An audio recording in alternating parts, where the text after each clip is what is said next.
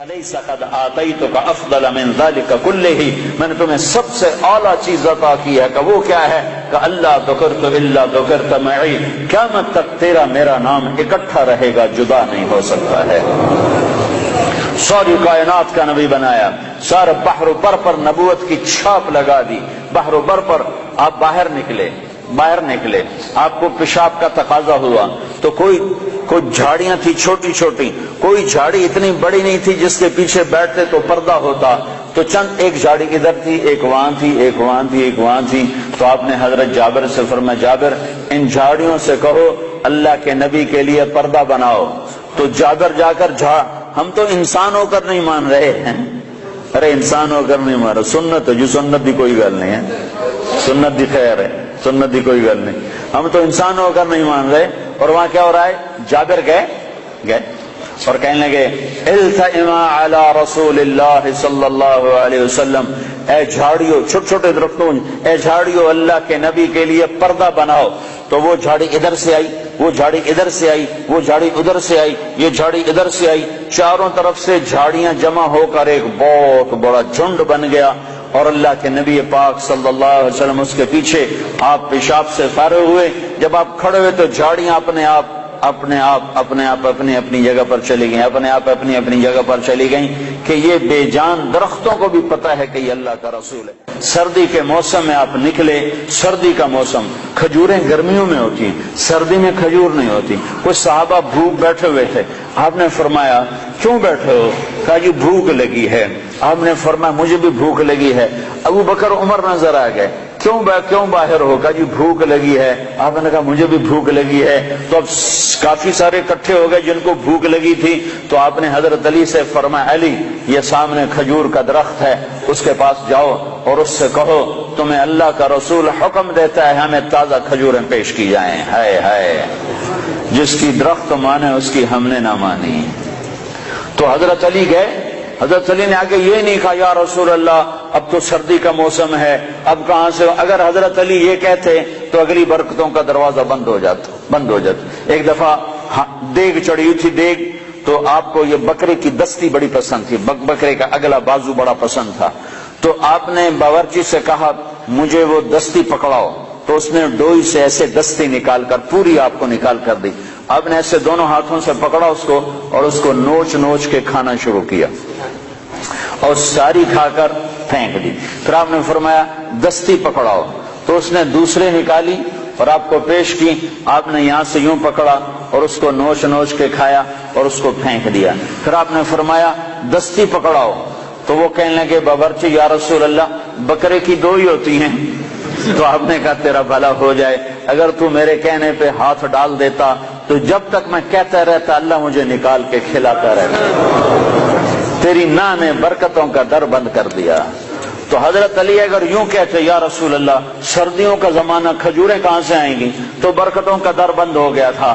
حضرت علی نے ایک دم اٹھے دوڑ لگائی اور کھجور سے کہہ رہے ہیں، کھجور سے، بے جان درخت سے اللہ کا ایھا التمر ایھا النخلۃ، اے کھجور کے درخت، اللہ کا نبی کہہ رہا ہمیں تازہ کھجوریں پیش کی جائیں، تو رب ذوالجلال کی قسم پتوں سے تازہ کھجوریں ٹپ ٹپ گرنے لگی، ساری چادر بھر گئی۔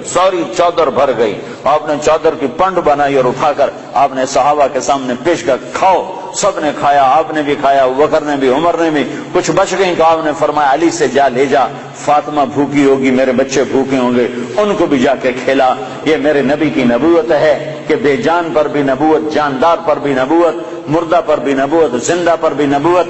آپ سوئے ہوئے تھے، تبوک کے سفر سے واپسی پر آپ سوئے ہوئے تھے، تو کنارے پر ایک درخت تھا کیکر کا، وہ تیزی سے زمین کو چیرتا ہوا آگے آیا، زمین کو چیرتا ہوا، ایسے ہے جیسے انسان چلتے ہیں، چلتا اللہ کے محبوب کے سر پر آ کر کھڑا ہو گیا اور ایسے اوپر کھڑا ہوا۔ تھوڑی دیر وہ درخت کھڑا رہا، پھر وہاں سے واپس ہوا اور چلتا اپنی جگہ پہ جا کے فکس ہو گیا۔ جب آپ کی آنکھ کھلی تو حضرت انس نے عرض کی یا رسول اللہ وہ جو درخت ہے وہ اس طرح آیا، آپ کے سر پر کھڑا ہوا اور پھر واپس چلا گیا، یہ کیا چکر ہے؟ تو آپ نے درخت کو یوں دیکھا تو آپ نے فرمایا یہ درخت مجھ سے دور تھا، یہ میرا دیدار کرنا چاہتا تھا، تو اس نے اللہ سے درخواست کی یا اللہ تیرے نبی کا دیدار کرنا چاہتا ہوں، تو اللہ نے اس کو اجازت دی، تو وہ وہاں سے چلا اور آیا اور میرا دیدار کر کے واپس گیا۔ یہ میرے نبی کی نبوت ہے بے جان چیزوں پر۔ آپ کی اونٹنی عزبا، جب آپ کا انتقال ہوا تو اس نے بیٹھے بیٹھے رونا شروع کیا، اس کے آنسو آنا شروع ہوئے، اور اس نے چارہ بھی چھوڑ دیا، پانی بھی چھوڑ دیا، اور تڑپ تڑپ کے مر گئی، ایک دانہ نہیں کھایا ہے۔ آپ نے 2 خچروں پہ سواری فرمائی، ایک کا نام ہے دلدل، ایک کا نام ہے فضہ۔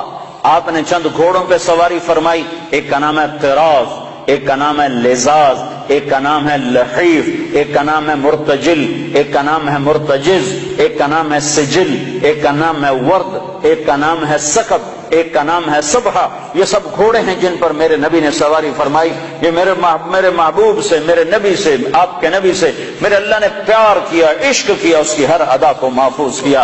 تم عمل کرنے کے لیے ڈھونڈنے والے بنو، سرمایہ موجود ہے، سرمایہ موجود ہے۔ آپ کی بکریاں تھیں، 9 بکریاں تھیں آپ کی ملک میں، جن کا دودھ نکالا جاتا تھا، اور رات کو جس گھر میں آپ ہوتے تھے اس گھر میں ام ایمن ان کو چراتی تھیں، اور وہ آپ کے گھر پہنچا دیا جاتا تھا۔ تو وہ عجوہ اور سقیہ، برکہ، ورثہ، اطلال، اطراف، قمراء، غیفاء، یہ 9 بکریاں تھیں جو اللہ تعالیٰ کے نبی کو اللہ نے عطا فرمائی، ان کے نام ہمارے پاس لکھے پڑے ہیں۔ اور اس میں آپ کی بکری قمراء آپ کی زندگی میں مر گئی تھی، اور ایک 10واں بکرا تھا، اس کا نام تھا یمن۔ تو میرے نبی کی تو بکریوں کے بھی نام لکھے ہوئے ہیں۔ تم سنتوں کو ڈھونڈو تو تمہیں ملیں، زندگی کے ہر طریقے میں میرے نبی کی سنت موجود ہے۔ نقل اتار لو، اپنے نبی کی نقل اتار دو، اللہ کے واسطے نقل اتار لو۔ آپ نے اونٹ پہ سواری فرمائی، اس کا نام ہے عسکر۔ آپ نے چند اونٹنیوں پہ سواری فرمائی، ایک کا نام عزبا، ایک کا نام شہبا، ایک کا نام جدعا، ایک کا نام قصوا۔ 4 اونٹنیوں پہ سوار ہوئے۔ حج کے موقع پر کون سی اونٹنی پہ سوار تھے؟ قصوا پہ سوار تھے۔ آخری خطبہ کس اونٹنی پہ سوار ہو کر دیا؟ قصوا پہ سوار ہو کر دیا۔ 11 تاریخ کا خطبہ کس اونٹنی پہ سوار ہو کے دیا؟ جدعا پہ سوار ہو کے دیا۔ اس حد تک تفصیل میرے رب نے لکھوا دی۔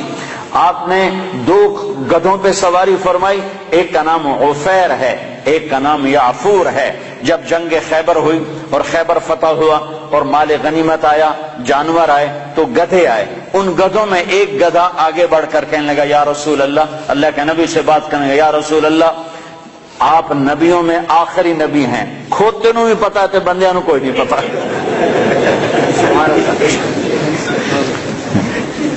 یا رسول اللہ، آپ نبیوں میں آخری نبی ہیں، آپ کے بعد کوئی نبی نہیں، اور میں اپنی نسل میں آخری ہوں۔ میرے باپ دادے پردادے پر نبیوں نے سواری کی، آپ مجھے اپنے غلامی میں لے لیں، اپنے حصے میں لے لیں۔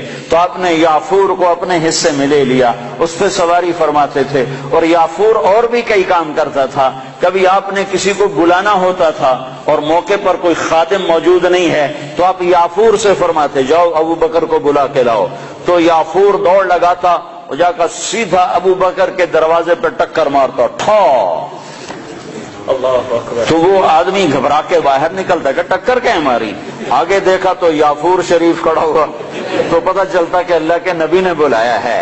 یہ یافور تھا۔ جس دن آپ کا انتقال ہوا، اس دن یافور مدینے کی گلیوں میں روتا تھا، چیختا تھا، بھاگتا تھا، چیختا تھا، بھاگتا تھا۔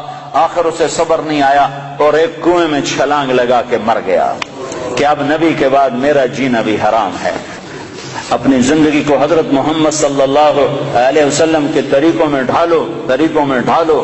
یہ تبلیغ ان طریقوں کو سیکھنے کی محنت ہے، یہ تبلیغ ان طریقوں پر جان دینے کی محنت ہے کہ اللہ کے نبی پاک صلی اللہ تعالی علیہ وسلم، یا ابا سفیان جئتکم بکرامت الدنیا والآخرہ، ابو سفیان میں تمہارے پاس دنیا اور آخرت کی عزت لے کر آیا ہوں، دنیا اور آخرت کی کرامت لے کر آیا ہوں۔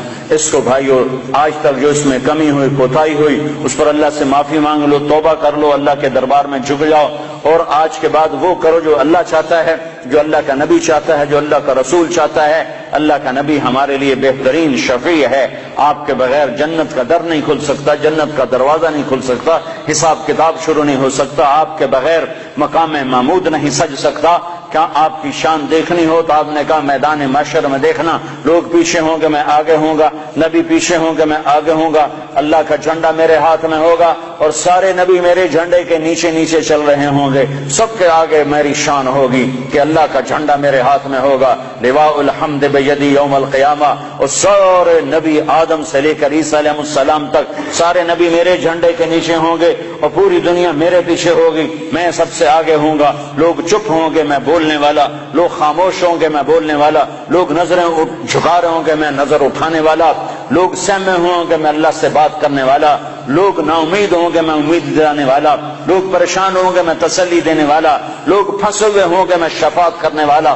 مقام محمود میرے لیے سجایا جا رہا ہے، جنت کے 1000 خدام میرے لیے لائے جا رہے ہیں جو میرے چاروں طرف گھیرا باندھ کے کھڑے ہوں گے، اور جنت کی چابی میرے ہاتھ میں ہوگی، میرے بغیر جنت کا در کھل نہیں سکتا، میرے بغیر کوئی جنت میں جا نہیں سکتا۔ ایک دفعہ عیسیٰ علیہ السلام نے کہا یا اللہ مجھے وہ سلسبیل کا پانی تو پلا، سلسبیل کا پانی تو پلا، تو اللہ تعالیٰ نے فرمایا عیسیٰ جب تک میرا آخری نبی نہ پی لے سارے نبیوں پر وہ پانی حرام ہے، میرا نبی بسم اللہ کرے گا تو باقیوں کو دوں گا، جب تک وہ نہ آئے۔ حبیب اللہ، واہ واہ، حبیب، نبی ہے نبی، رسول ہے رسول، محمد الرسول اللہ۔ والضحى واللیل اذا سجا ما ودعك ربك وما قلى، کیا خوبصورت کلام ہے، کیا خوبصورت انداز ہے، کس انداز میں یہ کلام اترا ہے میرے محبوب صلی اللہ تعالی علیہ وسلم کہ اللہ چہرے کی قسم اٹھا رہا، والضحى، اے میرے حبیب مجھے تیرے روشن چہرے کی قسم، وہ چہرہ کیسا حسین ہے جس کی میرا رب قسم اٹھا رہا ہے، اے میرے حبیب مجھے تیرے روشن چہرے کی قسم، واللیل اذا سجا، مجھے تیری سیاہ زلفوں کی قسم، ما ودعک ربک وما قلی، میں نے تمہیں بالکل نہیں چھوڑا، میں تم پہ ناراض نہیں ہوں، وللآخرۃ خیر لک من الاولی، دنیا مختصر آخرت باقی، تجھے آخرت کی بادشاہی دی ہے، ولا سوف یعطیک ربک فترضی، یہ آیت آپ کی شان میں سب سے بلند ہے کہ ساری دنیا سے اللہ کہتا ہے مجھے راضی کرو، ساری کائنات سے کہتا ہے مجھے راضی کرو، بحر و بر کے انسانوں سے کہتا ہے مجھے راضی کرو، فرشتوں سے کہتا ہے مجھے راضی کرو، نبیوں سے کہتا ہے مجھے راضی کرو، رسولوں سے کہتا ہے مجھے راضی کرو، جنات کو کہتا ہے مجھے راضی کرو، ہمیں کہتا ہے مجھے راضی کرو، شہداء سے صدیقین سے مجھے راضی کرو، اور خود کیا کہتا ہے، خود کیا کہتا ہے، وَلَسَوْفَ يُعْطِيكَ رَبُّكَ فَتَرْضَىٰ، اے میرے محبوب ساری کائنات مجھے راضی کرنے پر ہے، میں تجھے راضی کرنے پر ہوں، میں نے تمہیں راضی کرنا ہے۔